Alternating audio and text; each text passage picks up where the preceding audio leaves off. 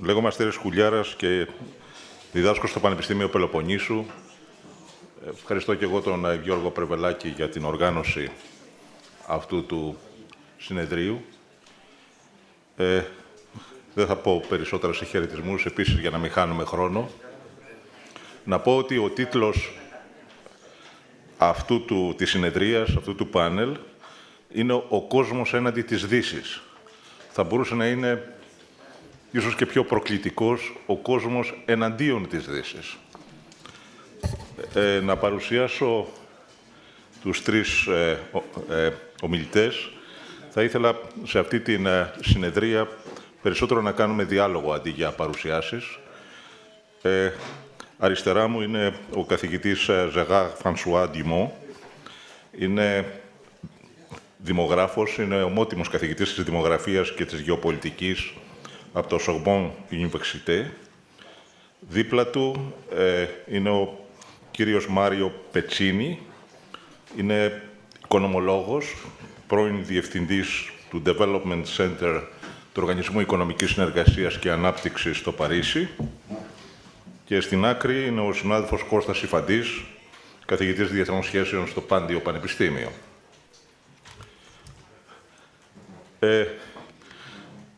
Να πω δύο λόγια στην αρχή.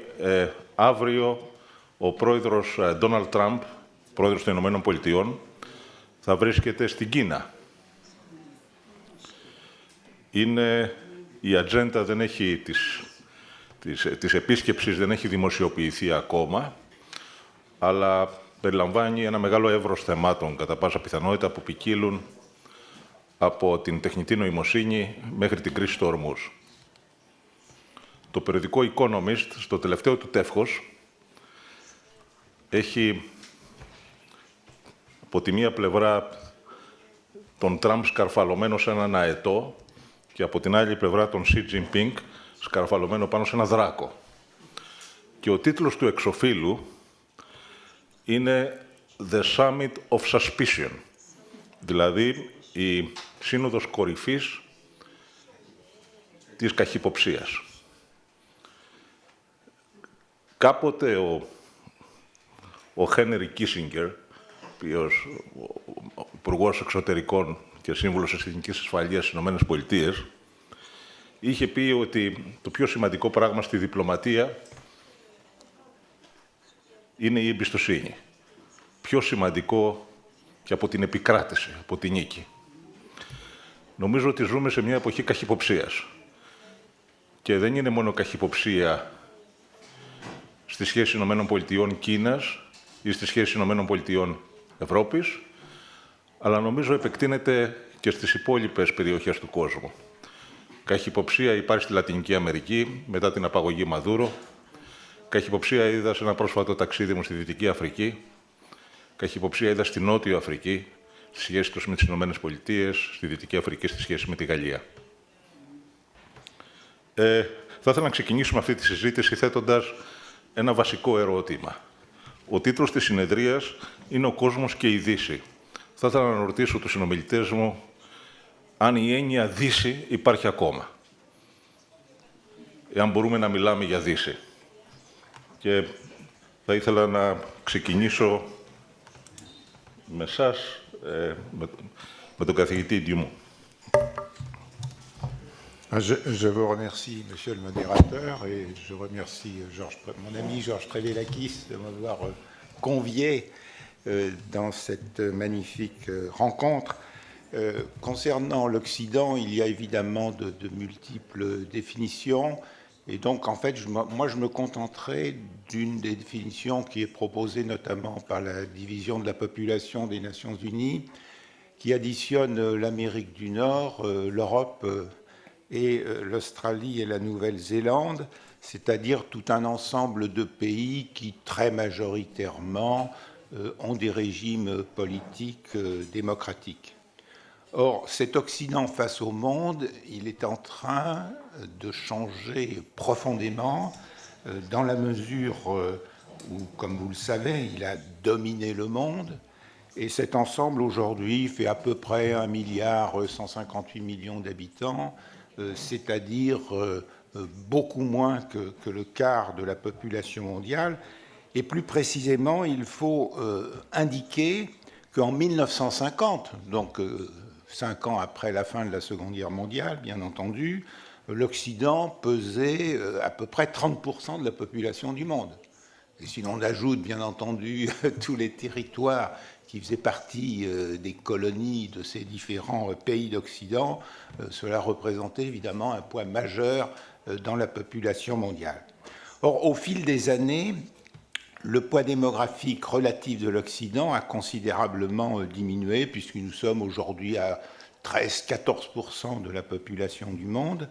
Et donc c'est un phénomène majeur parce qu'il y a en démographie ce qu'on appelle la loi géopolitique du nombre. Alors je ne voudrais pas que vous pensiez que je réduis toute la géopolitique à sa dimension démographique, mais je pense aussi que si on ne tient pas compte du facteur démographique, on ne peut pas comprendre toutes les dynamiques géopolitiques. Alors en l'espèce, que nous dit-on sur l'Occident? Eh bien, déjà qu'il a parcouru 3 étapes d'abaissement démographique relatif et que ces 3 étapes pourraient se prolonger selon les projections.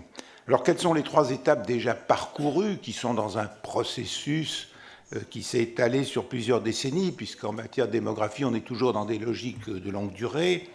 La première date à noter, c'est 1973, c'est-à-dire en fait l'année où l'Occident, dans son ensemble, en dépit de variations selon les pays, entre dans ce que j'ai appelé à l'époque l'hiver démographique, c'est-à-dire je constatais qu'après la fin de la transition démographique, un certain nombre de pays entraient dans une période où leur indice de fécondité devenait durablement inférieur au seuil de remplacement des générations.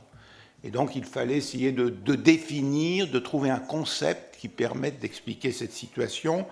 Et c'est ce concept donc d'hiver démographique que j'ai évoqué, qui est le résultat d'une révolution de la fécondité qui n'a pas été bien assimilée. C'est-à-dire que nous sommes passés d'une histoire de l'humanité où la fécondité était en partie aléatoire, et même parfois largement aléatoire, à une fécondité qui est devenue programmée et s'inscrire dans un projet. Et donc c'est cette révolution de la fécondité qui est un élément explicatif fondamental de cette situation d'hiver démographique. Alors le prolongement pendant un certain nombre d'années de cette situation d'hiver démographique, qui ne s'est pas nécessairement vue parce que nous avons eu une augmentation du nombre de femmes en âge de procréation compte tenu du renouveau démographique d'après-guerre, devait conduire inévitablement, en 1994, à une nouvelle rupture. C'est donc dans l'Occident depuis 1994 que l'accroissement migratoire est devenu plus important que l'accroissement naturel. Donc l'apport migratoire joue beaucoup plus dans la dynamique que l'accroissement naturel. Et dans la mesure où ce hiver démographique se perpétuait en quelque sorte, eh bien inévitablement nous allions arriver à une période, et la date précise c'est 2020, où désormais l'ensemble de l'Occident est en dépopulation. Donc la dépopulation, c'est un terme qui définit une situation où il y a plus de décès que de naissances, où il y a plus de cercueils que de berceaux. Bon. Alors, qu'est-ce que nous disent les projections? D'abord, les projections, elles nous disent aujourd'hui l'Occident, je vous ai dit, à peu près 13-14% de la population du monde, mais 8% des naissances dans le monde. Donc, qu'est-ce que la projection moyenne de l'ONU, qui, dans un sens, est plutôt optimiste, puisqu'elle envisage une poursuite de l'augmentation de l'espérance de vie, et à peu près un niveau de fécondité qui est plutôt supérieur à celui que nous connaissons en ce moment, n'empêche que cette projection moyenne nous dit, voilà, l'Occident va se dépeupler à partir de 2039. Donc le dépeuplement, c'est évidemment quand la population diminue. Donc nous sommes dans tous ces processus, et pour la géopolitique interne de l'Occident, je crois que l'un des changements absolument majeurs de toutes ces évolutions, et en particulier du fait que désormais la croissance démographique de l'Occident n'est portée que par l'accroissement migratoire, c'est l'importance considérable prise par les diasporas qui a un rôle géopolitique de plus en plus important. Alors je ne sais pas si nous avons le temps que je dresse un peu la typologie géopolitique du rôle des diasporas. Je voudrais peut-être juste insister sur quelques points.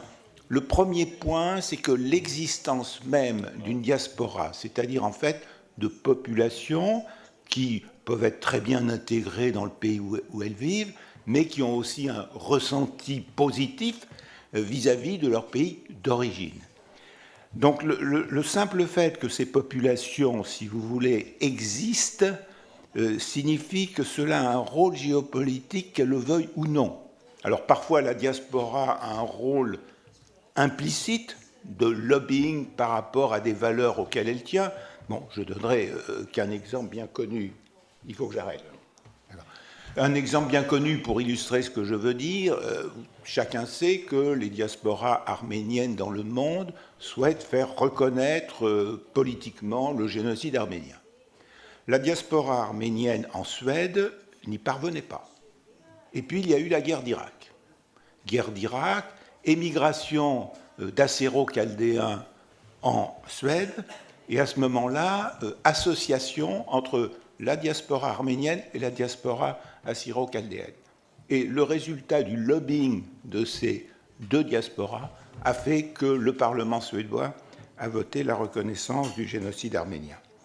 Donc vous voyez qu'à travers cet exemple, mais on pourrait les multiplier, et je voudrais peut-être terminer, si vous me le permettez, cher Président, par un exemple français qui est assez peu connu. En effet, l'ancien Premier ministre François Fillon, dans le cadre d'une audition à l'Assemblée nationale, une audition sous serment à l'Assemblée nationale, a insisté sur l'importance électorale des diasporas et notamment sur l'influence de pays étrangers dans le vote des diasporas en France. Et il a notamment signalé, ubi et orbi, si je puis dire, l'importance de l'unicité du vote d'un certain nombre de diasporas qui peut expliquer certains résultats électoraux. Donc voilà quelques illustrations qui pourraient être multipliées. Je vous remercie de m'avoir permis quelques explications.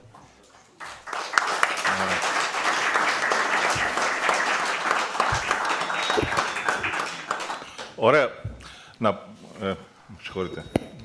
Λίγο δυνατά. Να πούμε ότι, όπως είπε ο καθηγητής Γκιουμού, η δημογραφική κρίση στην Ευρώπη δεν αντιμετωπίζεται εύκολα. Η δημογραφική κρίση, νομίζω η μόνη λύση για τους δημογράφους είναι η μετανάστευση.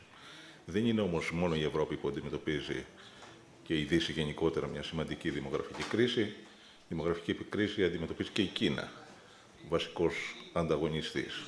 Ο πληθυσμός της Κίνας εδώ και 2,5-3 χρόνια μειώνεται. Πλέον η Κίνα δεν είναι το πολυπληθέστερο κράτος στον κόσμο. Το πολυπληθέστερο κράτος στον κόσμο είναι πλέον η Ινδία. Έχει ξεπεράσει την Κίνα. Θα ήθελα τώρα να έρθω στον καθηγητή Πετσίνη, ο οποίος είναι οικονομολόγος και ο οποίος νομίζω μπορεί να μιλήσει για την δυνατότητα της Ευρώπης να ανταγωνιστεί σε έναν κόσμο όπου πλέον οι κανόνες φαίνεται ότι θα προσδιοριστούν από τις Ηνωμένες Πολιτείες και την Κίνα. Νομίζω ότι, κύριε Πετσίνη, έχετε το λόγο.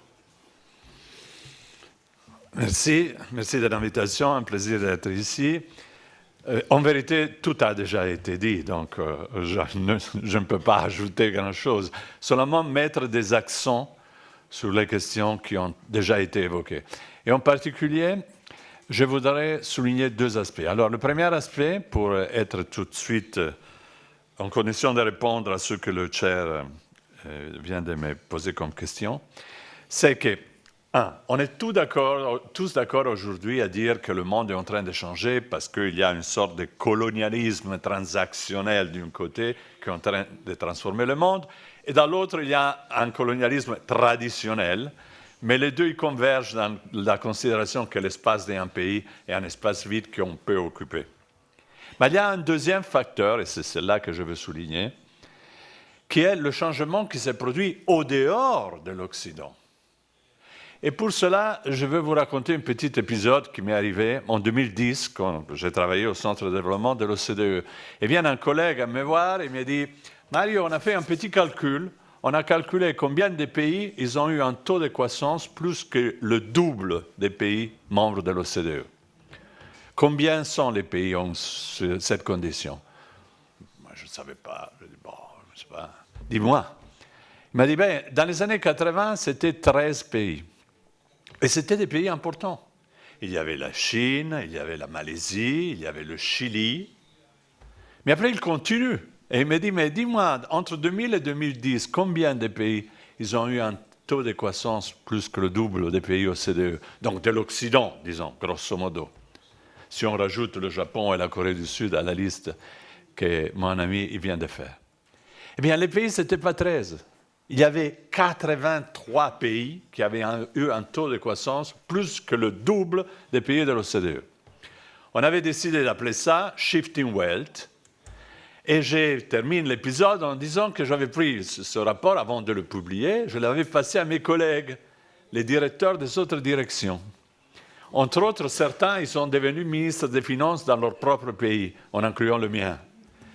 Et la réaction de mes collègues avait été de dire bah, « c'est pas vrai, c'est un phénomène conjoncturel, il y a une augmentation des prix des matières premières, en vérité, on reviendra bientôt à l'habitude ». On n'avait pas vu ce changement majeur qu'aujourd'hui est l'omelette, c'est le prince dans l'omelette. On ne peut pas jouer aujourd'hui la pièce sans le prince. Et le prince, en quelque sorte, sont les pays du Sud. Et donc, la première question qui me vient est comment est-ce qu'on réagit à ces pays? Et quand on va regarder le débat qui est en cours, on voit qu'il y a une forte attention justifiée des pays occidentaux et surtout de l'Europe sur la compétitivité européenne. Mais si on s'arrête seulement à ça, ça veut dire que nous, face à un disconfort, on commence par se préoccuper de nous, de notre image, de la position make-up, qui est justifiée, je le répète, est fondamentale. Si on veut financer les politiques qui sont indispensables, il faut qu'on s'occupe de notre compétitivité. Oui, mais dans ce dessin, où sont les autres qui ont apparu aussi inattendus?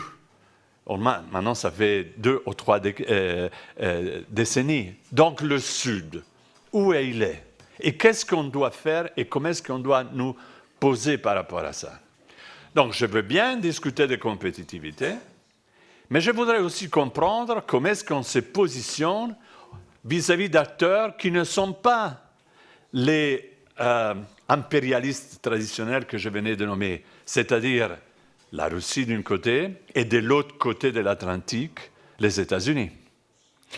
Confrontés donc, nous, aujourd'hui, à un risque de subalternité dévoilée, ce à qui nous obligent les États-Unis, qu'est-ce qu'on va faire? Et ma réponse immédiate à la question est, il faut s'occuper de la compétitivité, mais il faut aussi s'occuper des alliances. Ça ne sera plus l'alliance atlantique, ça ne peut pas être l'alliance avec la Russie. On a adopté une narrative sur la Chine en large mesure qui est venue des États-Unis, et aujourd'hui on doit faire les comptes avec cette narrative. Mais sûrement, il y a un acteur qu'on doit considérer, et cet acteur, c'est le Sud. Et je termine en disant une chose. On se préoccupe souvent de la défense et de la compétitivité. Mais il n'y a pas que ça dans notre politique traditionnelle. Il y a un troisième acteur qui s'appelle solidarité ou coopération. Je veux rappeler ici que dans les politiques actives de l'Union européenne, et je pense que M. Van der Poel ne me contredira pas, il y a 3 politiques en termes de volume de dépenses. La première, c'est la PAC, la politique agricole commune. La deuxième, c'est la politique de cohésion, les fonds structurels. Mais il y a une troisième politique, qui est la politique de coopération avec les pays non membres, qui a représenté quelque chose de significatif. Et toujours en partie, il le représente. Qu'est-ce qu'on fait avec cette politique et comment est-ce qu'on construit la coopération, ou si vous préférez, la diplomatie, au-delà des thèmes de défense et des thèmes de compétitivité.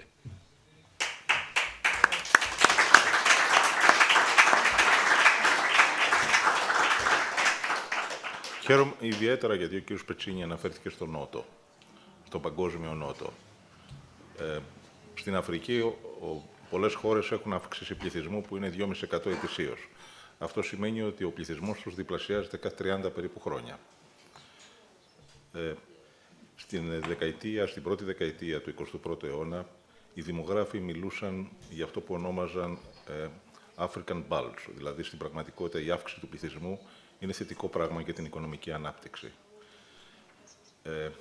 Ότι δημιουργεί αυτό που ονόμαζαν demographic dividend, δημογραφικό μέρισμα. Σήμερα ξέρουμε ότι η ραγδαία αύξηση του πληθυσμού είναι επίσης πρόβλημα. Υπονομεύει την ανάπτυξη. Δεν μπορούν να βρεθούν δουλειές για όλους αυτούς τους νέους ανθρώπους. Επομένως, δεν υπάρχει καμία αμφιβολία ότι σε έναν παγκοσμιοποιημένο κόσμο υπάρχει αυξημένη ευθύνη του Βορρά και ειδικά της Δύσης και κυρίως της Ευρώπης να ενδιαφερθεί για αυτά που συμβαίνουν στον Νότο. Θα ήθελα τώρα να έρθω στον καθηγητή Ιφαντή, ο οποίος έχει κάνει πολλά χρόνια, έχει δουλέψει στις διατλαντικές σχέσεις και να τον ρωτήσω κατά πόσο οι σχέσεις Ηνωμένων Πολιτειών και Ευρωπαϊκής Ένωσης έχουν εξασθενήσει και αν αυτό είναι ένα μόνιμο φαινόμενο, είναι ένα φαινόμενο το οποίο θα έχει διάρκεια. Αποκλίνουν τα συμφέροντα Ηνωμένων Πολιτειών και Ευρωπαϊκής Ένωσης ή είναι μόνο ο πρόεδρος Τραμπ, ο οποίος όταν χάσει τις εκλογές οι σχέσεις θα αποκατασταθούν. Ευχαριστώ πάρα πολύ. Να ευχαριστήσω μέσα από την καρδιά μου τον Γιώργο τον Περβελάκη, τον Παναγίτη τον Καλατζή που με συμπεριέλαβαν σε αυτό το εξαιρετικά γοητευτικό event, αυτή την εκδήλωση και αυτή τη συζήτηση. Κυρία Πρόεδρε, κύριε Πρόεδρε, έβλεπα, η κυρία Πρόεδρε, ίσως να μην θυμάται, ότι την τελευταία φορά που ήταν απέναντί μου ήταν στην παρουσίαση του βιβλίου του Βασίλη του Παπαδόπουλου για το Σεφέρι. Λοιπόν, πριν αναφερθώ στις ευρωαμερικανικές σχέσεις και τι επιφυλάσσει το μέλλον, θέλω να πω ότι μου ήρθε στο μυαλό ότι αν πρέπει να ορίσουμε την Ευρώπη όχι πια γεωπολιτικά μόνο, ούτε καν αναλύοντας τις δημογραφικές και άλλες υπονομεύσεις τις οποίες βιώνουμε, οι οποίες αφορούν βεβαίως και τις ανταγωνίστριες δυνάμεις. Αναφέρθηκε η Κίνα, η οποία αν εξακολουθήσουν τα σημερινά δεδομένα στο τέλος του αιώνα θα είναι λιγότερο από 700 εκατομμύρια, πάλι πάρα πολλά, αλλά και δεν θέλω να μιλήσω για τη Ρωσία, η οποία πραγματικά δημογραφικά καταραίει.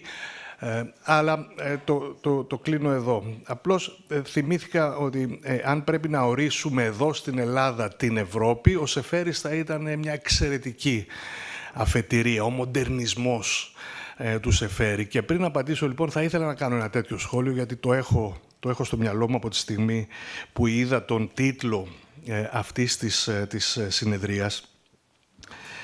Λοιπόν, πριν από 10-15 μέρες ήμουνα στη Ρώμη. Θα μπορούσα να είμαι στο Παρίσι, να είμαι στο Βερολίνο ή στο Λονδίνο, σε μία από τις μεγάλες ευρωπαϊκές μητροπόλεις. Είσαι στη Ρώμη για λίγες μέρες και αν ξεφύγεις από την τουριστική ιστερία, νιώθεις ότι είσαι κάπου που συναντιέται ο ρεπουμπλικανισμός με τον φασισμό, σε ένα διάστημα αιώνων βεβαίως, όπου συναντιέται ο Τζιακομέτη με την Ιταλική Αναγέννηση, με τον Μικελάντζελο, με τον Ραφαέλο, όπου εν πάση περιπτώσει συναντιέται ο Γκράμψι με τον Μουσολίνι, ο Ντε Γκάσπερι με τον Τολιάτη, ο Ιταλικός... Mussolini killed. I know. That's what I mean. Αυτή την αντίθεση. Ακριβώς. Λοιπόν, αυτό είναι η Ευρώπη και αυτό είναι η Δύση κατά την Ευρώπη. Έτσι. Δηλαδή εδώ είμαστε η μεταπολεμική Δύση, γιατί σε αυτήν αναφερόμαστε. Έχει βεβαίως τη γεωπολιτική της διάσταση, η οποία διαμορφώθηκε από τις Ηνωμένες Πολιτείες κυρίαρχα, η ανάσχεση, η με τη βία πολλές φορές επικράτηση της ελεύθερης αγοράς και της φιλελεύθερης δημοκρατίας. Έτσι. Αλλά στην ουσία τα θεμέλια είναι οι σκοτεινές και οι φωτεινές, έτσι, ευρωπαϊκές ιστορικές στιγμές, ή αν θέλετε οι σκοτεινές και οι φωτεινές στιγμές της ευρωπαϊκής νεωτερικότητας και ιδιαίτερα βεβαίως του μεταπολεμικού κόσμου. Έτσι. Πάλι μου ήρθε στο μυαλό ο Ιταλικός νεορεαλισμός στην εποχή της Dolce Vita. Έτσι. Λοιπόν, αυτή η αντίθεση είναι κατά την άποψή μου η Δύση. Και βεβαίως αυτή η αντίθεση είναι που έχει καταφέρει και γέννησε και μέσα από τον ευρωπαϊκό ιμπεριαλισμό, μέσα από την ευρωπαϊκή αποικιοκρατία και τις σκοτεινές στιγμές της ευρωπαϊκής ιστορίας, έτσι, γέννησε, αν θέλετε, την οικουμενικότητα της Δύσης, η οποία, βλέπω το Στέλιο τον Περάκη, έτσι, τι σημαίνει η οικουμενικότητα της Δύσης στο διεθνές δίκαιο και η οργάνωση που κυρίως επιβλήθηκε μετά τον Δεύτερο Παγκόσμιο Πόλεμο, μέσα από την δυνατότητα της Δύσης και της avant-garde της Δύσης, δηλαδή των Ηνωμένων Πολιτειών κυρίως, να επιβάλλουν αυτό. Τώρα, για να έλθω στο ερώτημα του Αστέρη του Χουλιάρα, αυτή τη διευθέτηση τη μεταπολεμική, την οποία κατά την άποψή μου οφείλουμε να υπερασπιστούμε, γιατί επαναλαμβάνω, τουλάχιστον στο δικό μου το μυαλό, και πάρα πολλοί Γάλλοι στοχαστές θα διαφωνήσουν, δηλαδή ο Φουκώ, ο Ντεριντά, ο Λιωτάρ, ο Λεβινάς, έτσι, θα πούνε ότι είμαι εκφραστής μιας εξουσιαστικής, έτσι, αποικιοκρατικής, ιμπεριαλιστικής λογικής που καταπιέζει όχι μόνο τους Ευρωπαίους αλλά ολόκληρο τον κόσμο. Και αυτό είναι Δύση. Δηλαδή η αμφισβήτηση της Δύσης είναι δυτική, δυτικοκεντρική. Από εμάς ξεκινάει. Έτσι, από το ευρωπαϊκό πνεύμα, από τον ευρωπαϊκό στοχασμό και τον ευρωπαϊκό αναστοχασμό.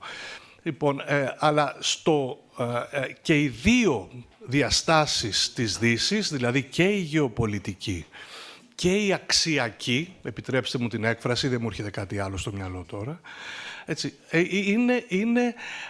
αμφισβητούνται. Έτσι, όπως είπα, αμφισβητούνται πρώτα απ' όλα από εμάς τους ίδιους, έτσι, την Ευρώπη και τις Ηνωμένες Πολιτείες, σε όλες τις διαστάσεις. Γεωπολιτικά, λοιπόν, ο πρόεδρος Τραμπ ξαναγράφει ή επιχειρεί να ξαναγράψει την ταυτότητα της Δύσης, ή να τη διαγράψει, αν όχι να την ξαναγράψει, να τη διαγράψει έτσι όπως την ξέρουμε. Έτσι όπως την ξέρουμε. Δηλαδή, τι θέλω να πω. Θέλω να πω ότι ο πρόεδρος Τραμπ εκφράζει έναν βαθύ, αλλά όχι καινούριο, έχει εμφανιστεί στο αμερικανικό πολιτικό σώμα τους τελευταίους 2,5 αιώνες και άλλες φορές, έναν βαθύ αναθεωρητισμό. Αναθεωρεί την ίδια την Δύση, μεταπολεμική Δύση, την οποία οι Ηνωμένες Πολιτείες δημιούργησαν, αν θέλετε, ο βασικός χορηγός και με τη βία. Και με τη βία, αλλά όχι μόνο με τη βία. Υπάρχει αυτή η πρόσληψη της τρέχουσας συγκυρίας και γι' αυτό θα είμαι αναγκαστικά σχηματικός και ίσως απλουστευτικός, αν όχι απλοϊκός. Υπάρχει οι Ηνωμένες Πολιτείες υπό τον πρόεδρο Τραμπ σχεδόν σε μία στιγμή φαίνεται να διαφοροποιούν το παραδοσιακό αμερικανικό δόγμα, την μεγάλη αμερικανική συνένεση, την οποία συγκρότησαν, έτσι, οι μετριοπαθείς δυνάμεις και στα δύο κόμματα, και στους Ρεπουμπλικάνους, δηλαδή οι Αμερικανοί πατρίκοι, οι πατρίκοι της αμερικανικής πολιτικής ζωής μεταπολεμικά. Λοιπόν, αλλάζει αυτό το δόγμα του ανταγωνισμού με τις αναθεωρητικές δυνάμεις, έτσι, τις άλλες, η Κίνα, τη Ρωσία, αλλά την αλλάζει με όρους όχι status quo, αλλά ενός αμερικανικού πια αναθεωρητισμού.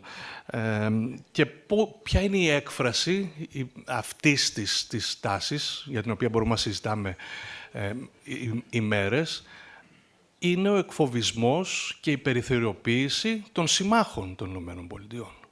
Γροιλανδία, δασμοί μονομερός στην Ευρώπη, μια αμερικανική εθνική στρατηγική η οποία μας λέει τι, μας λέει ότι οι Ηνωμένες Πολιτείες θα παρέμβουν υποστηρίζοντας ευρωπαϊκά πατριωτικά κόμματα και ότι οι Ηνωμένες Πολιτείες δεν έχουν πρόβλημα με τη Ρωσία, αλλά έχουν πρόβλημα με αυτήν την Ευρώπη.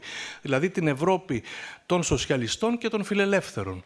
Και αυτό είναι που θέλει να αλλάξει. Αν αυτό καταστεί πεποίθηση ενός σημαντικού κομματιού του αμερικανικού πολιτικού σώματος, τότε νομίζω ότι η Δύση, όπως την ξέρουμε, τελειώνει, αν δεν έχει τελειώσει. Ωραία.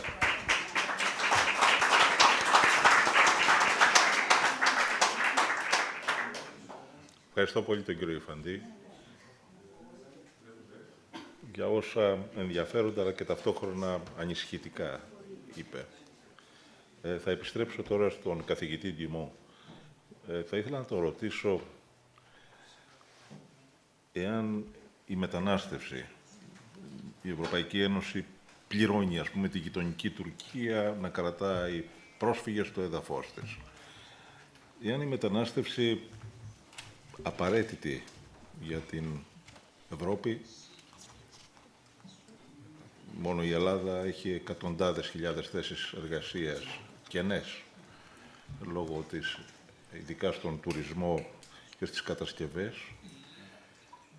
Εάν η μετανάστευση θα επηρεάσει την περιφερειακή ολοκλήρωση, το regional integration, δηλαδή την ενοποίηση της Ευρώπης, που σε έναν ολοένα και περισσότερο ανταγωνιστικό κόσμο είναι το ζητούμενο.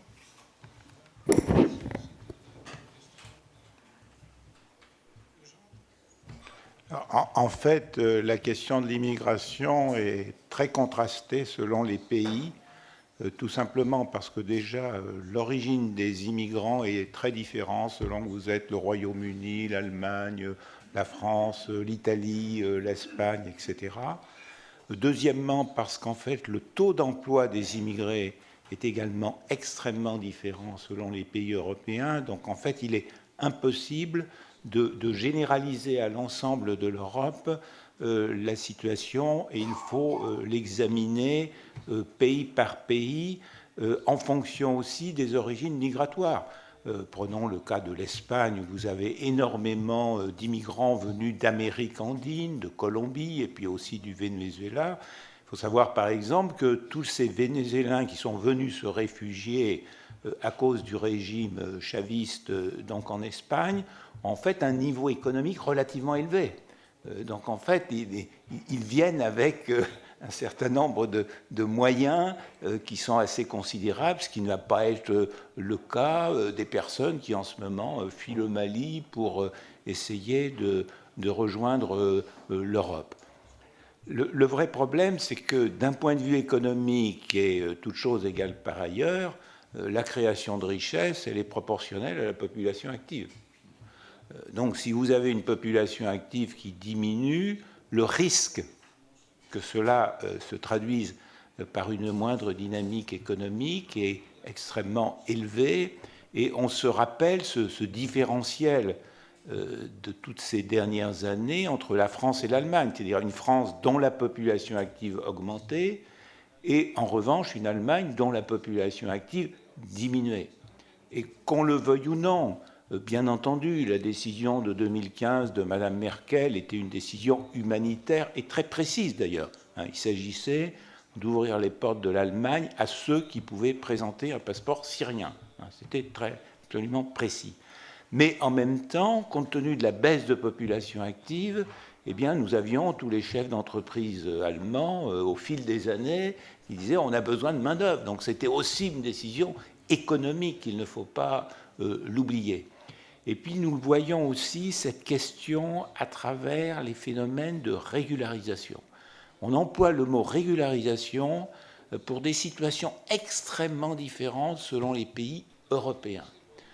Parce que vous avez des pays comme l'Espagne, on ne peut pas encore dresser le bilan de la régularisation actuelle en Espagne, mais on a un bilan très précis de la précédente régularisation, environ 700 000 personnes, où en fait les personnes en situation irrégulière sont très bien connues.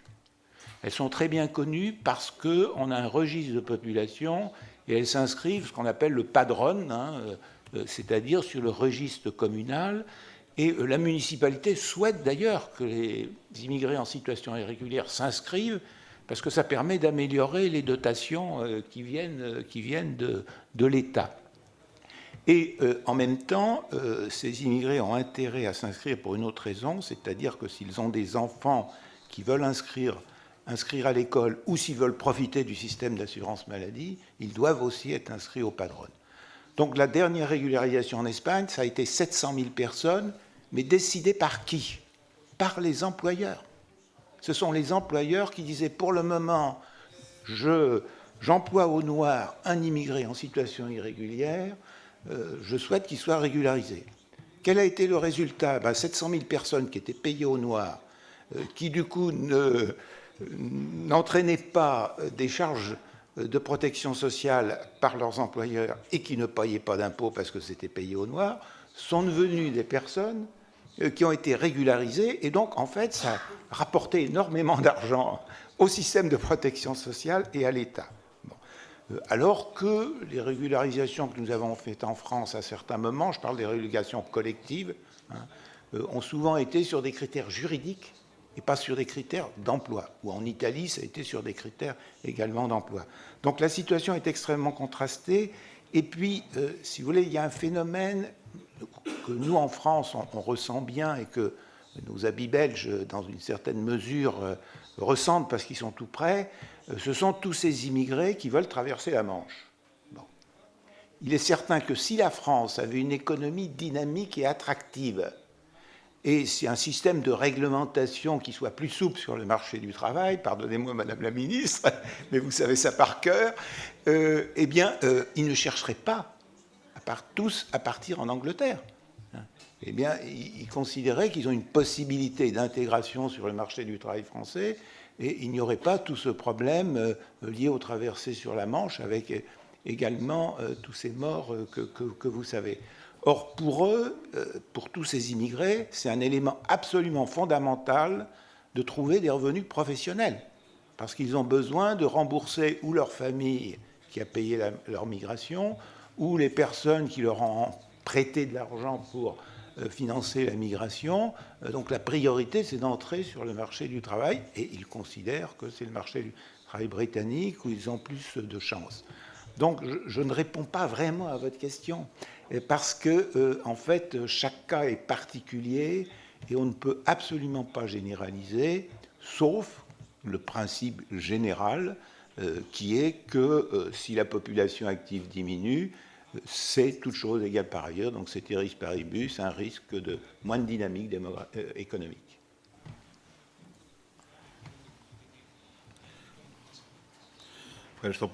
Ευχαριστώ πάρα πολύ τον κύριο Ντιμό. Το παράδειγμα της Ισπανίας, το οποίο αναφέρθηκε, είναι πάρα πολύ σημαντικό.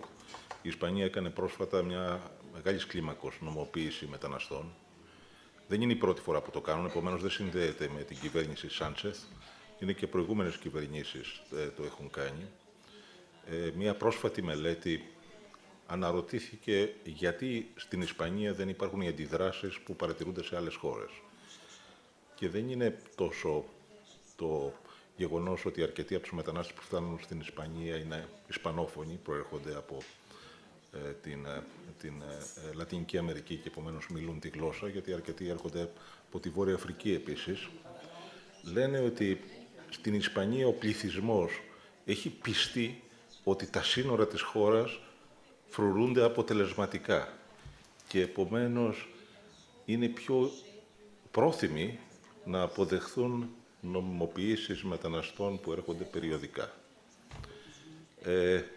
Να έρθω τώρα στον κύριο Πετσίνη. Θέλω να αναφερθώ στο μεγάλο πρόβλημα της Ευρώπης.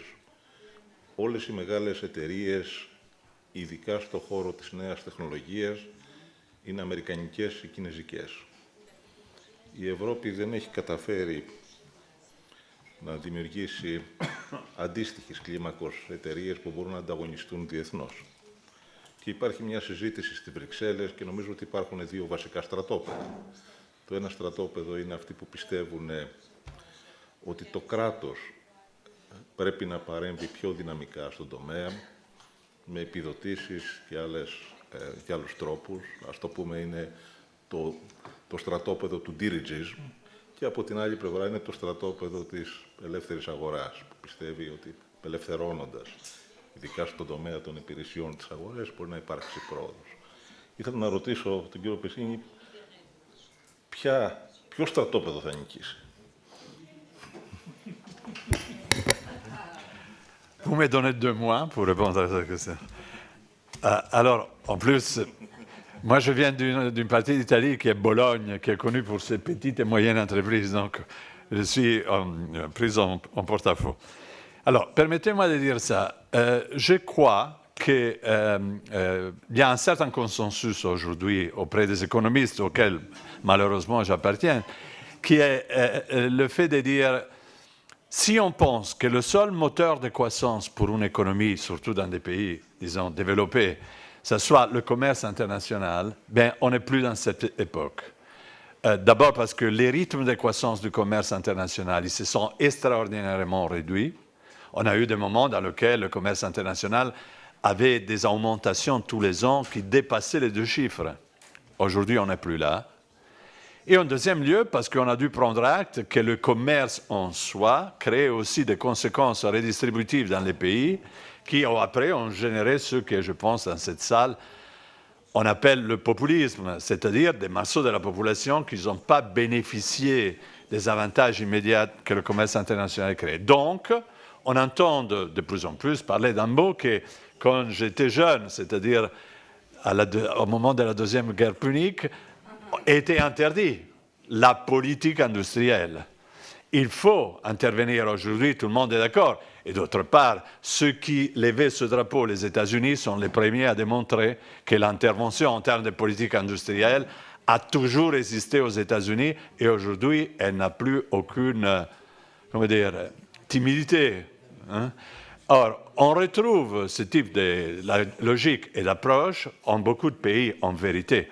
Donc la question qui se pose est, mais si on doit intervenir, sur quoi on doit intervenir?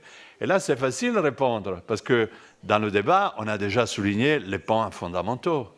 Le premier point fondamental, c'est la question du climat et de l'énergie. M. Van der Poel, il nous l'a rappelé ce matin en ouverture. Elle est fondamentale, on doit la traiter. 2, la question de la crise démographique, qui à nouveau, elle se présente dans beaucoup de pays, mais pas dans tous les pays. L'Afrique, aujourd'hui, c'est le continent qui a la croissance démographique la plus forte. L'Inde, elle l'a eu, mais maintenant, elle bénéficie de la croissance démographique qu'elle a eue dans le passé. Donc, elle a un dividende démographique. Qui va être en porte-à-faux? C'est les États-Unis. Beaucoup de notre prévisions, en tant qu'économistes, sont basées sur la capacité d'innover et la croissance démographique. Avec les politiques actuelles des États-Unis, on doit remettre en discussion les prévisions de croissance des États-Unis, au moins pour cet aspect. Donc, une deuxième chose qu'il faut prendre en compte, une troisième, climat, démographie, et la troisième est la transformation productive, qui inclut plusieurs choses, pas seulement les nouvelles technologies et l'innovation, mais aussi comment est-ce qu'on organise notre ville, comment est-ce qu'on crée un climat qui est favorable pour le développement des entreprises, petites ou moyennes qu'elles soient. Et là, je voudrais retourner très rapidement à mon point précédent. Dans ce domaine de la transformation productive, on a quelque chose d'intéressant. Confrontés aux différentes crises internationales, nos économies et nos entreprises, ils commencent à dire qu'il faut s'occuper du risque. Et s'il faut s'occuper du risque, il faut réimpatrier une série d'activités que dans le passé, en suivant les théories de nos économistes, on avait pratiqué donc les investissements étrangers qu'on a fait largement en Chine et dans d'autres pays du Sud. Oui, mais on ne peut pas réimpatrier tout en même temps. Et surtout, il y a des activités, des phases du processus productif qu'il faudra faire ailleurs. Où est-ce qu'on va les faire? Il faut les faire dans des lieux qui sont amis. Donc, on dit friend shoring. Il faut les faire là où on peut, en quelque sorte, être sûr qu'il y a une certaine delivery et qui ne sont pas très loin. Ce n'est pas difficile de comprendre que cela, pour nous, Européens, ça veut dire souvent, pas seulement, l'Afrique. Mais est-ce que l'Afrique est intéressée à ça? Eh bien oui.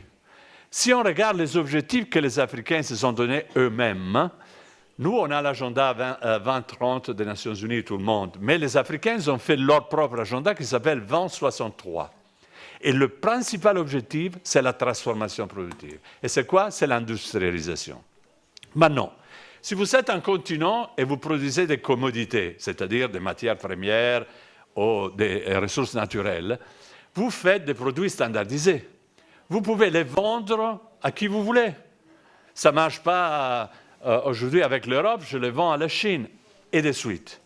Donc, vous pouvez développer une sorte de relation internationale, passez-moi le mot opportuniste, mais disons, ou adaptive, voilà. Mais le jour que vous décidez de faire de l'industrie, eh bien, vous devez relier amont et aval des activités que vous faites. Si vous vous mettez à faire un investissement dans le packaging, il faut savoir qui viendra vous demander le packaging et travailler avec ceux qui vont vous donner le produit à mettre en paquet. Ça s'appelle en termes techniques linkages. Donc, il faut se préoccuper des backward and forward linkages. Et donc, l'Afrique aussi est intéressée à développer des relations plus friendly avec certains acteurs. Où est-ce qu'elle va trouver ces acteurs? La Chine est une. Les États-Unis sont en train de se retirer. L'Europe pourrait être un. Mais pour que ça soit un acteur, l'Europe, il faut encore savoir parler avec l'Afrique. Or, il y a un grand instrument européen qui s'appelle le Global Gateway. On parle grosso modo de 300 milliards, aux 100 milliards qui viennent de l'Union européenne et 200 milliards qui viennent du secteur privé.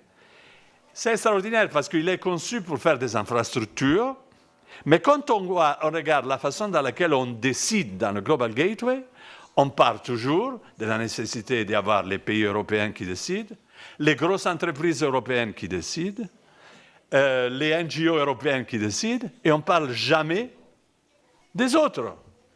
Est-il possible d'avoir des politiques dans lesquelles on ne construit pas des tables autour de laquelle, avec la même voix, un acteur et l'autre, ils se parlent? Je ne sais pas si ça sera possible ou non, mais si je regarde à mon expérience professionnelle, qui a duré un certain temps dans les organismes internationaux, on a de fortes résistances à la perception du changement, ou si vous préférez, de l'inertie. C'est cette inertie avec laquelle il faut maintenant faire sérieusement le compte. Et je conclus avec une proposition banale. Si on veut envoyer un signal à l'Afrique, par exemple, aujourd'hui, on est en train de le rater, le message, parce que le message qu'on envoie à l'Afrique est « on veut travailler avec vous parce qu'on veut battre la Chine qui est notre concurrent ». Je suis en train de dire aux Africains « je vous aime parce qu'en vérité, je veux foutre en l'air mon ennemi ». Donc les Africains disent « mais vous voulez parler à nous ou vous voulez parler aux Chinois ?» On est un battlefield ou on est un acteur sérieux?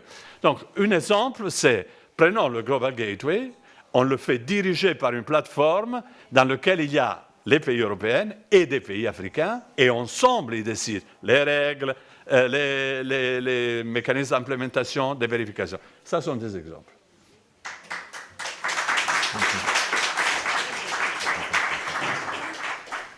Ευχαριστώ πολύ τον κύριο Πετσίνη. Ό,τι κατάλαβα είναι υπέρ μιας βιομηχανικής πολιτικής, απλώς προβληματίζεται σχετικά με το περιεχόμενό της. Και ένα από τα περιεχόμενα της βιομηχανικής πολιτικής είναι και οι εμπορικές συμφωνίες. Και η Ευρωπαϊκή Ένωση νομίζω έχει προχωρήσει πολύ αποτελεσματικά σε αυτό. Δεν είναι μόνο η συμφωνία με τη Μερκοσούρ, τη Λατινική Αμερική. Εγώ θα έλεγα η πιο σημαντική πρόσφατη συμφωνία, την οποία ονόμασε η πρόεδρος της Ευρωπαϊκής Επιτροπής την μητέρα όλων των συμφωνιών, είναι η συμφωνία με την Ινδία. Συμφωνία Ευρωπαϊκής Ένωσης Ινδίας που υπογράφηκε τον Ιανουάριο του 2026 και νομίζω είναι και σημαντική και για τη χώρα μας. Να πω ότι επίσης η Αφρική, να μην ξεχνάμε, όταν δημιουργήθηκε η Ευρωπαϊκή Ένωση, στη συνθήκη της Ρώμης το 1958, το σχέδιο Σουμάν ρητά αναφερόταν στην ευθύνη της ευρωπαϊκής ολοκλήρωσης για την Αφρική. Μιλούσαν για Eurafrica, έναν κοινό γεωπολιτικό χώρο. Το 1958, με τη συνθήκη της Ρώμης, η Γαλλία, το Βέλγιο ήταν απεικιοκρατικές δυνάμεις. Δεν είχαν κερδίσει οι χώρες την ανεξαρτησία τους. Αυτό το ξεχνάμε συχνά. Να έρθω τώρα στον κύριο Ιφαντή και να τον ρωτήσω σχετικά με την αμυντική διάσταση της Ευρώπης, για το μέλλον του ΝΑΤΟ και για το γεγονός ότι το Brexit πώς επηρέασε την προσπάθεια της Ευρώπης να αποκτήσει μια κοινή αμυντική ταυτότητα, ώστε να αντιδράσει αποτελεσματικά σε μεγάλες προκλήσεις όπως η ρωσική εισβολή στην Ουκρανία. Ευχαριστώ για την ερώτηση. Είναι πάρα πολύ μεγάλη συζήτηση. Έχει ιστορικό βάθος. Έτσι, θα θυμίσω στους ρέκτες της ευρωπαϊκής ιστορίας ότι αυτή η συζήτηση προηγείται της συνθήκης της Ρώμης. Έτσι, για την ευρωπαϊκή αμυντική ταυτότητα, το σχέδιο Πλεβέν. Όσοι και όσες δεν είσαστε εξοικειωμένοι, απλώς γκουγκλάρετε για να δείτε.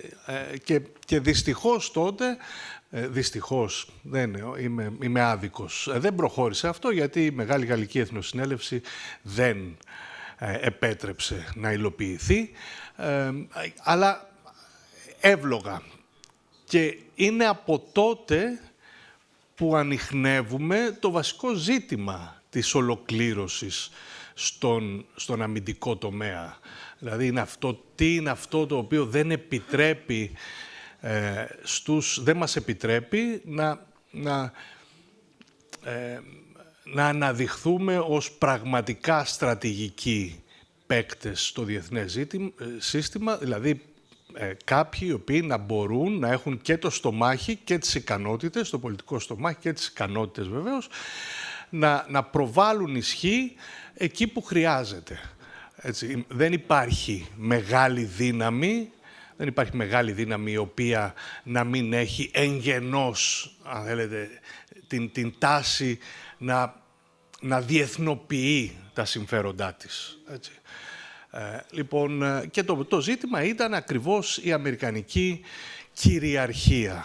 Δηλαδή το γεγονός ότι οι Ηνωμένες Πολιτείες αποτελεσματικά και αξιόπιστα και με πολύ μεγάλο βαθμό εμπιστοσύνης, δεν λέω απόλυτης εμπιστοσύνης, για την αμερικανική εγγύηση, έτσι, αυτό από μόνο του υπονόμευσε την όποια προσπάθεια των Ευρωπαίων να προχωρήσουμε στην ευρωπαϊκή χειραφέτηση, ακόμα και στο πλαίσιο του ΝΑΤΟ. Για πολλούς λόγους. Ο βασικός λόγος είναι ότι η βασική απειλή, δηλαδή η Σοβιετική Ένωση, ο Σοβιετικός επεκτατισμός, δηλαδή μια επαναστατική δύναμη στα όρια της Δύσης, της Ευρωπαϊκής Δύσης, είχε αποτελεσματικά ανασχεθεί από την αμερικανική παρουσία και την αμερικανική εγγύηση. Επαναλαμβάνω, με πολύ μεγάλο βαθμό εμπιστοσύνης. Στη δεκαετία του 50, ο Κόνραντ Αντενάουερ συζητούσε αν όντως οι Αμερικανοί θα βοηθήσουν σε περίπτωση που ο κόκκινος στρατός περάσει τον Έλβα, και υπήρξε και τότε μια συζήτηση για την Γερμανία να της επιτραπεί να αποκτήσει πυρηνικά όπλα ως αποτρεπτικό εργαλείο. Αλλά αυτή η συζήτηση τελείωσε, η εμπιστοσύνη υπήρχε. Έρχομαι στο ζήτημα της καχυποψίας. Λοιπόν, δεν έχουμε καταφέρει να απαλλαγούμε. Η Ευρώπη τι είναι στην εξέλιξή της? Είναι την ίδια στιγμή ατλαντική και ευρωπαϊκή. Ο ατλαντισμός μας έχει κυριαρχήσει. Για εύλογους, επαναλαμβάνω, δεν χρειάζεται να εξηγήσω γιατί, η παρουσία των Αμερικανών, έτσι, των κολοσιαίων αμερικανικών ικανοτήτων, και η ανάγκη στην Ευρώπη να χτίσουμε ένα κοινωνικό κράτος το οποίο δεν θα επέτρεπε την εσωτερική αποσταθεροποίηση σαν αυτή που συνέβη στο Μεσοπόλεμο, ο εφιάλτης του Μεσοπολέμου, πάρα πολύ σημαντικός. Είμαστε σε μια συγκυρία τώρα όπου μπορούμε να κάνουμε το άλμα, όχι το βήμα, το άλμα. Συζητάμε, υπάρχει το Rearm Europe, υπάρχει το SAFE, υπάρχει όλη αυτή η συζήτηση για την ευρωπαϊκή χειραφέτηση, για τον επανεξοπλισμό της Γερμανίας. Δεν έχουμε αποδράσει από τα όρια τα ιστορικά της ευρωπαϊκής αμυντικής προοπτικής. Δηλαδή, ακόμα δεν είμαστε έτοιμοι να αποδεχθούμε ότι οι Ηνωμένες Πολιτείες δεν είναι αξιόπιστος εταίρος. Μόλις αυτό το αποδεχθούμε, παράλληλα με την, κατά την άποψή μου, έτσι, απτή ρωσική απειλή σε έναν χώρο ο οποίος έχει υποφέρει, έτσι, η Ανατολική Ευρώπη, ξεχνάμε πολλές φορές ότι είναι αυτό που είπα και νωρίτερα, είναι στον ορισμό της Δύσης. Έτσι, δηλαδή, ο Κοπέρνικος, ο Σοπέν, για να μιλήσω πάλι με όρους γεωπολιτισμικούς. Λοιπόν, νομίζω ότι οι επόμενοι μήνες ή τα επόμενα χρόνια θα είναι καθοριστικά. Επαναλαμβάνω, να κυριαρχήσει η πρόσληψη ότι οι Ηνωμένες Πολιτείες δεν μπορεί να εγγυηθούν την ευρωπαϊκή ασφάλεια και την ίδια στιγμή να συνειδητοποιήσουμε ότι η απειλή από τη Ρωσία είναι όντως απτή. Μόλις, κατά την άποψή μου, συγκροτηθούν ως κυρίαρχη σκέψη, ως κυρίαρχη πρόσληψη της πραγματικότητας αυτά τα δύο, τότε νομίζω ότι οι όποιοι ενδιασμοί θα μπουν στην άκρη. Η Βρετανία είναι απολύτως απαραίτητη. Αλλά βλέποντας τα αποτελέσματα των τελευταίων δημοτικών εκλογών, δεν είμαι καθόλου αισιόδοξος ότι θα μπορούσε να επιστρέψει σύντομα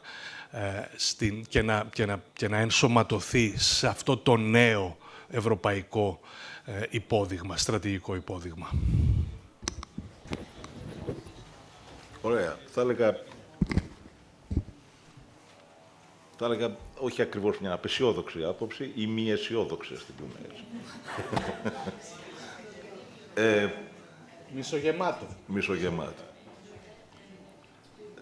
Θα ήθελα τώρα να δούμε, παραδοσιακά ήταν δύο χώρες που δώσαν όθηση στην ευρωπαϊκή ολοκλήρωση. Η Γαλλία και η Γερμανία.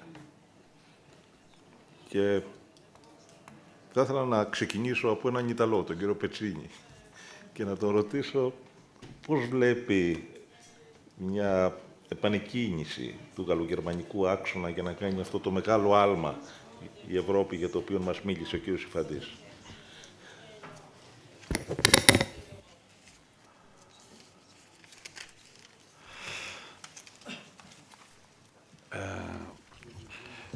Comme j'habite à Paris, j'entends souvent parler de l'axe France-allemande, mais comme je suis né en Italie, j'avais entendu que l'Italie aussi avait joué un rôle dans la construction européenne. Donc je suis toujours dans une situation un petit peu schizophrénique. Mais le fait est qu'aujourd'hui, il me semble qu'un acteur fondamental est l'Union européenne en tant que telle. Donc la question du relancement de l'Union européenne, bien évidemment, nécessite d'avoir des acteurs qui portent le drapeau. Et dans ce moment, la France, un petit peu moins l'Allemagne, à ce qui me semble, ils sont engagés à le faire. Je n'exclurai pas non plus l'Espagne. Et là, sur la question de l'Espagne, puisque vous avez posé la question, je me permets d'ouvrir une petite parenthèse. Je travaille dans une fondation, justement, de Pedro Sánchez, donc là-dessus. Et il me semble assez intéressant de souligner l'existence et l'importance de ce pays. Pourquoi ? Comme justement j'habite en France, j'entends parler sur les moyens de communication très souvent de qu'est-ce que Mme Meloni est en train de faire bien son travail, et surtout sur l'économie italienne. Or, les salaires réels en Italie se sont baissés de 7%, moins 7%. Si on prend les employés en âge de travail, en Italie, il s'agit de 61 personnes sur 100 qui travaillent. En moyenne, en Europe, on est autour de 80-85. En Espagne, on est à 82. Le salaire minimum en France, en Espagne, dans les dernières 4 années, est augmenté de 68%. Il n'y a jamais eu un niveau d'emploi aussi élevé.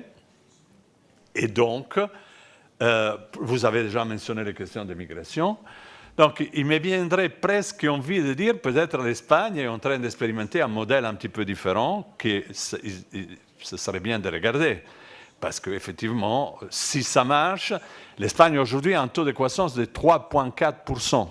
L'Italie est à 0,5%. Donc, il y a dans cette comparaison, en réalité, des raisons politiques qui expliquent pourquoi on regarde de façon aussi différenciée. Et je pense que c'est facile à expliquer. L'Italie représente une coalition qui part du centre et va jusqu'à l'extrême droite, qui a tenu pendant un certain numéro d'années le gouvernement. Et donc, autres droites européennes aiment montrer cet exemple pour dire nous aussi, on pourrait faire la même chose. Fondamentalement, je ne trouve pas d'autres arguments, sûrement pas économiques, pour justifier cette préférence dans le regard.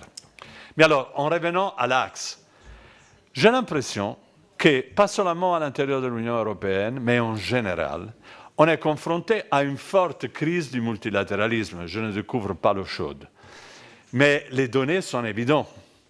Le système multilatéral, par exemple, est financé par les aides que chaque pays, au niveau bilatéral, donne et qui sont mesurées à l'OCDE. Aujourd'hui, il y a une réunion à l'OCDE en cours sur ce sujet. Et qu'est-ce qu'on a observé? Dans les dernières 3 années, les fonds pour financer le système multilatéral, ils ont baissé de 36%. Ça ne s'est jamais produit dans le passé. Vous connaissez toutes les histoires. Les États-Unis se sont retirés des aides, ont fermé USAID. Les Anglais, ils ont réduit leur aide de 50%. La ministre en charge a démissionné. Le Netherlands a fait la même chose. En Italie, on est en réduction de 30% des fonds de coopération. La France a réduit 40%. Et l'Allemagne suit. Donc, enfin, le multilatéralisme est en train de changer par, épuisement. On réduit les ressources et il est obligé aussi de changer la qualité de l'intervention. Qu'est-ce qu'on va faire donc aujourd'hui dans une situation dans laquelle ce multilatéralisme est en doute?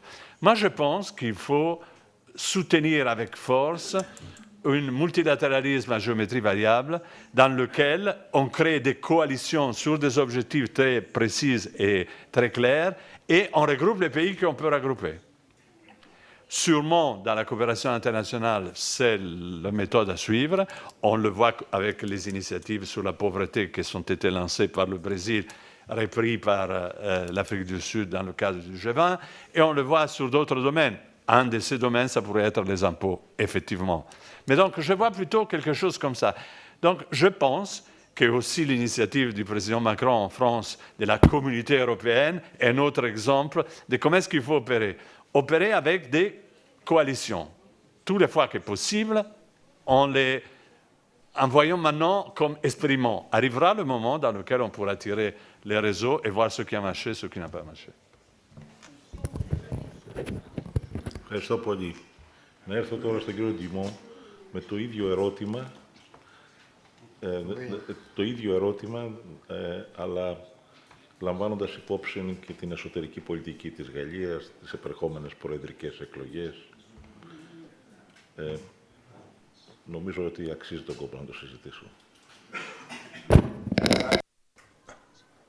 Mon sentiment, c'est que depuis le début de cette table ronde, pour le moment, on n'a pas parlé de ce qui me paraît absolument fondamental par rapport au titre de cette table ronde, c'est-à-dire le rapport entre l'Occident et le reste du monde.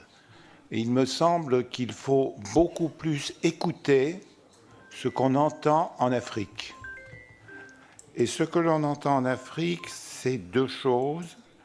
La première, c'est une vraie volonté d'indépendance qui s'exprime finalement beaucoup plus fort que dans les années 60. Moi, c'est ce que j'appelle un peu la deuxième indépendance de l'Afrique. Donc, le souci des pays, lié notamment d'ailleurs à la pression de l'arrivée de générations nombreuses, qui considère que le développement des pays africains depuis leur indépendance n'a pas été un succès. Et cet insuccès, ils ont tendance à considérer que c'est un peu l'Occident qui en est responsable. Et donc vous voyez toute une multitude de discours qui sont parfois relayés d'ailleurs par l'Union africaine pour expliquer que maintenant les pays africains veulent être autonomes et choisir eux-mêmes en fonction de leurs intérêts et ne pas s'inféoder à tel ou tel pays du Nord, mais profiter des multiples avantages qui sont possibles selon un peu, je dirais, si vous voulez, le modèle indien. Donc l'idée de profiter à la fois de la Chine, de l'Europe, de la Russie, de la Turquie, etc. Et ça, je crois que cet état d'esprit, il est absolument fondamental. Ça suppose de réviser complètement la façon dont nous concevons les relations entre l'Union européenne et l'Afrique. Les choses ont changé. On avait essayé les accords de Cotonou, etc., tout ce que vous savez, mais tous ces accords comportaient toujours des aspects contraignants, c'est-à-dire qu'on disait aux Africains, on va vous aider pour telle et telle chose, mais à condition que... Bon, ça c'est quelque chose que les pays africains sont en train de refuser, et vous avez peut-être vu qu'une question qui pour nous les géographes est importante, que l'Union africaine demande de revoir les cartes, de revoir le système Mercator de la planisphère, parce qu'ils considèrent qu'on a l'impression que l'Afrique n'est pas plus grande que le Groenland. Donc il faut revoir aussi la présentation cartographique du monde pour redonner à l'Afrique toute sa place. Alors ça, c'est le premier élément de changement important. Le second, pour le moment, c'est vrai qu'il est limité à un pays. Mais il me paraît absolument quand même fondamental, s'il devait perdurer et s'étendre, je parle de ce qui s'est passé au Sénégal ces dernières années. Un changement politique majeur avec un nouveau gouvernement sénégalais qui dit aux jeunes Sénégalais « Nous ne voulons plus que vous partiez du Sénégal. Nous ne voulons plus que vous partiez du Sénégal. On a besoin de nos ressources humaines pour réussir notre développement. » Et vous voyez que ça pose tout le problème dont on a parlé d'immigration, parce que nous, en France, nous cessons de recruter des médecins tunisiens, algériens, etc. Quand, par exemple, la pandémie du Covid est arrivée en France, du jour au lendemain, on a délivré 800 visas à des médecins tunisiens, comme si la Tunisie n'avait pas besoin de ces médecins pour son propre développement. Alors, je ne sais pas si ce discours va beaucoup se développer en Afrique, mais c'est quand même un changement majeur que l'on a entendu à plusieurs reprises, tant du président du Sénégal que du Premier ministre, qui sont parfois en désaccord sur certains points. Donc ça, c'est un premier ensemble dont il faut avoir conscience. Le second élément, c'est le président parlait de la transition écologique à travers l'importance de cet élément. Moi, je pense qu'il faut regarder encore avec beaucoup plus d'intensité les possibilités d'unité de lieu dans notre système économique, c'est-à-dire en fait la question des circuits courts, donc en fait de la proximité entre la production, la distribution et la consommation. Il y a déjà de nombreux exemples qui existent à travers l'Europe. Bien sûr, on ne peut pas faire uniquement des circuits courts pour l'ensemble de la production et de la consommation économique, nous sommes clairs. Mais on voit ce phénomène se développer, et puis parallèlement le développement de l'économie circulaire. Et donc la question que je me pose, c'est que, en fait, vous voyez que cette autonomie, cette indépendance de l'Union européenne dont parlait le président Van Rompuy tout à l'heure, elle est aussi liée au développement des circuits courts et de l'économie circulaire. Et cela suppose peut-être de repenser notamment, par exemple, notre système fiscal pour essayer de favoriser tout ce qui pourrait être circuit court et économie circulaire. Et moi, il me semble que ça, c'est une piste qui serait intéressante pour l'Union européenne, et pour que l'Union européenne retrouve une indépendance économique beaucoup plus grande et retrouve, comme le disait le président Macron, une souveraineté économique, même si ça ne peut jamais être une souveraineté à 100%, cela va de soi, mais c'est une position sur laquelle, je crois, il faut absolument avancer.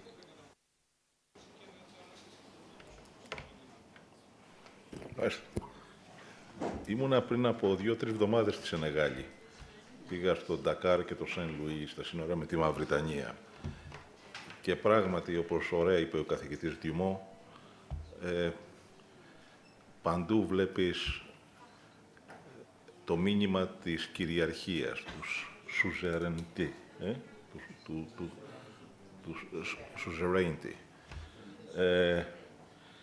Είναι ενδιαφέρουσα η εσωτερική πολιτική στην Αφρική και πράγματι υπάρχει, όπως είπε ο καθηγητής Διουμό, αυτό το ρεύμα, ειδικά στη Δυτική Αφρική. Αλλά θέλω να επανέλθω στο βασικό μου ερώτημα. Εκτός από τη θεωρία της ολοκλήρωσης που χρησιμοποιούμε στα πανεπιστήμια, το integration theory, τελευταία έχει εμφανιστεί και ένα άλλο ρεύμα ιδεών που λέγεται disintegration theory.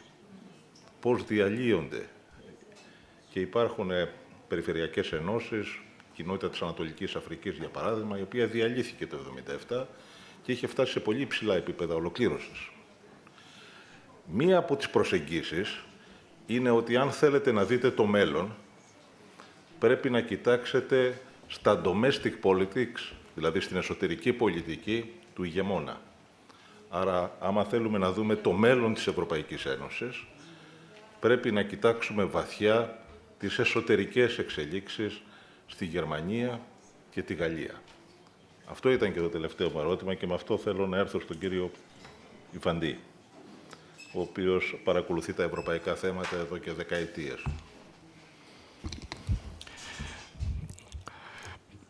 Πολύ φοβάμαι ότι θα είμαι έτσι, όχι απεσιόδοξος, αλλά δυσκολεύομαι να προβλέψω. Έτσι. Οι κοινωνικοί επιστήμονες, αν έχουμε κάτι που μας καθιστά έτσι, ελκυστικούς, είναι το ότι επιδιώκουμε να κάνουμε προβλέψεις.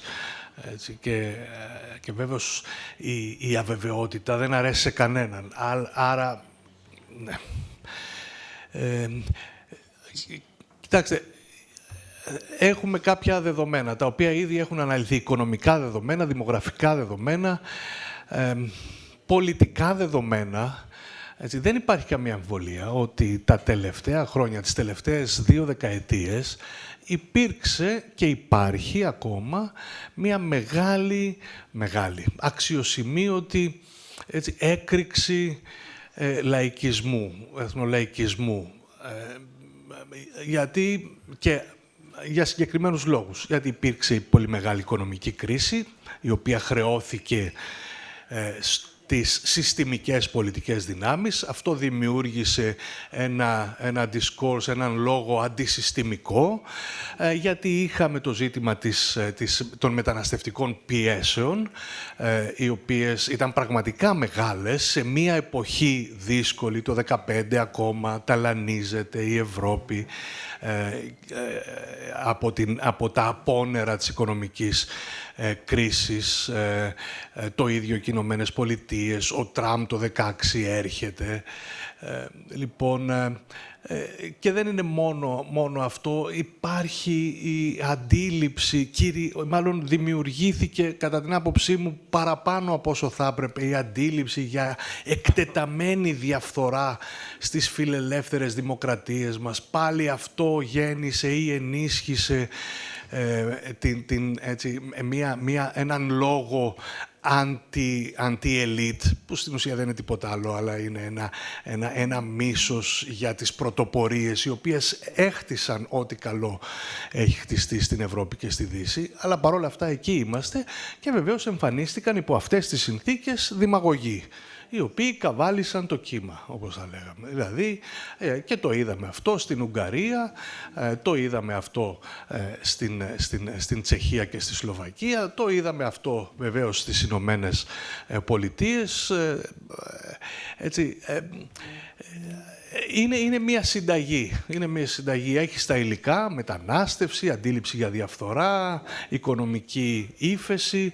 Έχεις και το αλάτι που είναι η δημαγωγή. Έτσι. Πάντα θα εμφανιστεί κάποιος Και τώρα έχουμε την έκφραση αυτήν, την δήθεν αντισυστημική και δήθεν αντιελίτ και δήθεν, έτσι, αλλά κατά βάση στιγνά και καταπιεστικά λαϊκιστική, και την έχουμε στην Γαλλία, όπου έχει παράδοση μεγάλη, δεν εμφανίστηκε τώρα βεβαίως στη Γαλλία, αυτό το μέρος του πολιτικού φάσματος, και στην Γερμανία, εξαιτίας όλων αυτών. Είναι αυτές οι δυνάμεις στην Γαλλία και στη Γερμανία που πραγματικά με ό,τι κριτήρια και αν επιλέξει κάποιος ή κάποια, είναι η καρδιά της Ευρώπης, είναι η ατμομηχανή της Ευρώπης η Γαλλία και η Γερμανία. Δηλαδή είναι εκεί που γεννήθηκε, μετά από τόσους πολέμους, γεννήθηκε το όραμα της ολοκλήρωσης. Λοιπόν, εγώ θέλω να πιστεύω ότι και αυτή τη φορά υπάρχουν εκείνες οι αντιστάσεις, όχι μόνο στις πολιτικές δυνάμεις, αλλά στο κοινωνικό σώμα της γερμανικής και της γαλλικής δημοκρατίας, της Γερμανικής Ομοσπονδίας και της Γαλλικής Δημοκρατίας, έτσι, για να αναχαιτήσει, αλλά θα πρέπει να γίνουν πράγματα που να πλήξουν τη δυνατότητα αυτών των δημαγωγικών δυνάμεων, των λαϊκιστικών δυνάμεων, να πλήξουν τη δυνατότητα αυτή να εργαλειοποιούν την ανασφάλεια της ευρωπαϊκής μεσαίας τάξης. Δεν έχω, νομίζω ότι ο κ. Πετσίνη ίσως είναι καταλληλότερος για να γίνει πιο συγκεκριμένη αυτή η συζήτηση, οπότε να είναι εφαρμοσμένοι οι ελληνογαλλικοί διάλογοι, αλλά νομίζω ότι ναι, έχουμε μάχες μπροστά μας. Εγώ δεν είμαι έτοιμος να αποδεχτώ ότι η Ευρώπη, όπως την οριοθέτησα, όπως την προσδιορίσα στην αρχή, έχει ιτηθεί. Και ούτε η Γαλλία, ούτε η Γερμανία θα γίνουν παρείες του ευρωπαϊκού οράματος. Θέλω να είμαι αυτή τη φορά αισιόδοξος, αγαπητέ Αστέρη. Το κλείσουμε ένα σύντομο σχόλιο από τον κύριο Πετσίνη. Sorry, comme vous m'avez mentionné, je voulais simplement être un petit peu plus pessimiste que vous. Et dire que, en plus, on a mentionné le grand continent. Il y a 4 ans, j'avais écrit un article sur le grand continent sur ce sujet. Il est vrai qu'on a des manifestations du populisme en Europe et c'est facile de les identifier dans plusieurs pays. Mais malheureusement, j'ai l'impression qu'on est en train de confronter une vague qui est bien plus vaste et qui a commencé à se manifester aussi ailleurs de l'Europe. Le printemps arabe, c'était un exemple. Il s'est produit en Tunisie, que le Fonds monétaire international, la Banque mondiale, le CDE, considérait un des pays à l'extérieur des pays développés qui était dans les meilleures conditions. Et vous savez qu'est-ce qui s'est produit là. Ça suffit qu'un pauvre monsieur, il décide de donner fin à sa vie parce qu'il avait été arrêté par la police pour qu'il explode le pays. Et ce n'est pas que la Tunisie. Explode une série de pays au nord de l'Afrique et dans le Moyen-Orient. Au Brésil, augmente le prix du bus à Rio de Janeiro et très peu après, tout le pays est dans la rue. Et on n'a pas oublié le Chili, dans lequel ils ont augmenté de 30 centimes le prix du métro de Santiago, et le pays était à feu. Ils ont décidé même de faire, ils ne sont pas arrivés, une nouvelle constitution. Ça s'est produit la même chose en Équateur, en Colombie et en Thaïlande. J'ai l'impression qu'on a une vague de populisme. Et si on veut chercher les origines, sont sûrement dans cas nationaux et dans des situations nationales. Mais peut-être il y a un problème à la base qui est transversal et qu'il faut prendre en compte. Peut-être c'est le modèle sur lequel on a travaillé pendant 30 ans qui commence à se montrer complètement inefficace. Et c'est de là que donc, je dis peut-être politique industrielle et une différente logique, ça s'impose. Voilà. Moi, je suis d'accord avec vous. À travers l'Union européenne. Ωραία. Νομίζω είναι 1 και 4. 1 και 4. Αξίζει ένα χειροκρότημα. Ευχαριστούμε πολύ. Ευχαριστώ πολύ τον Πρόεδρο που κατάφερε να μας κερδίσει χρόνο. Θα ήθελα πριν φύγουμε, je voudrais avant de partir de remercier Gérard François Dumont, je vais te remercier parce que tu as accepté de remplacer notre collègue Michel Bruno, qui a été malade, qui n'a pas pu venir. Mais tu as des compétences tellement étendues que tu peux remplir toutes les fonctions. Donc, Gérard va parler aussi dans la séance qui va suivre à partir de 16 heures, qui portera sur les organisations internationales.